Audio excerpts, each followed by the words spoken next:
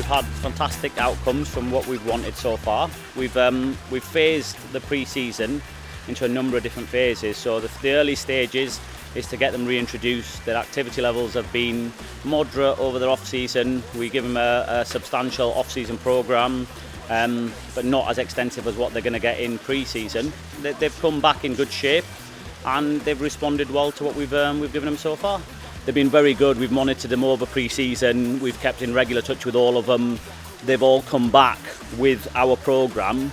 They've come back with no injuries. They've come back with no issues. They've responded well to what we've given them. The rigorous part of the first and second week of pre-season, usually we do have a few players that will possibly drop out. We haven't had any.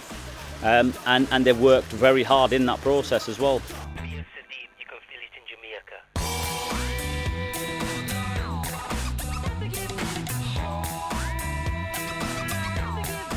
Very demanding on the players, 3 sessions a day, early starts as well.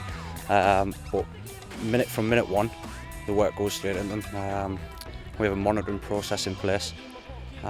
First thing in the morning, a wellness programme alongside the Amiga Wave technology. Following that, we'll go out and do our first session of the day. As soon as that first session's finished, it's then refuel, rehydrate. Some very basic principles of recovery, but the most important.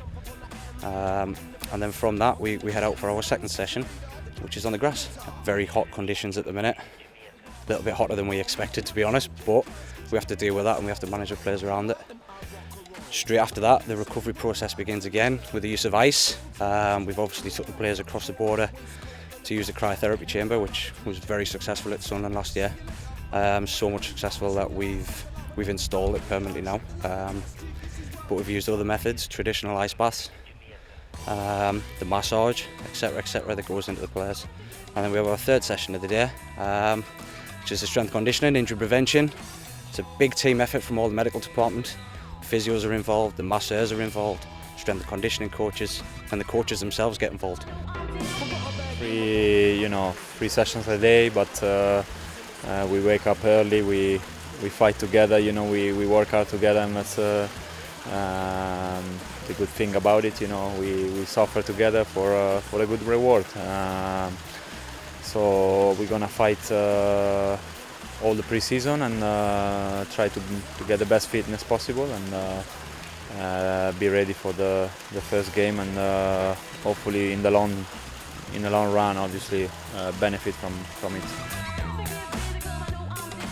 Compliance is the big thing. I think we all know that certain footballers would just love to be playing football at the time.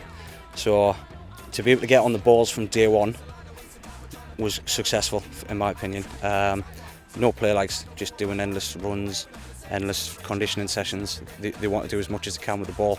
But through a measured and scientific approach between myself, the head of performance, Adrian Lamb, Robbie Stockdale, Paul Bracewell, Adrian Tucker, we combine the football and the science to produce good quality, high intensity football sessions, which will develop that.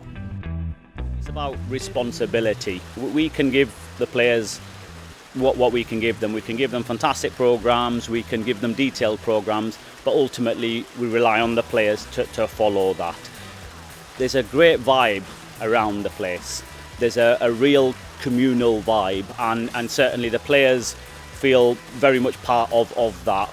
They feel very positive. They understand that we are trying to achieve something for the club, and they want to be part of that.